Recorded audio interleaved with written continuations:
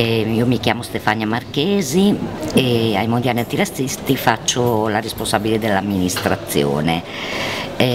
Questo significa essere sempre dentro un box un po' distante dalla festa, però si sentono tutti gli umori comunque e tutte le musiche, tutte le vivacità che la festa ha, pur essendo un lavoro un po' in disparte, è un lavoro comunque molto divertente e molto coinvolgente. Io mi occupo di far quadrare i conti, mi occupo di dare le ricevute per le sottoscrizioni, mi occupo di contare gli incassi, mi occupo di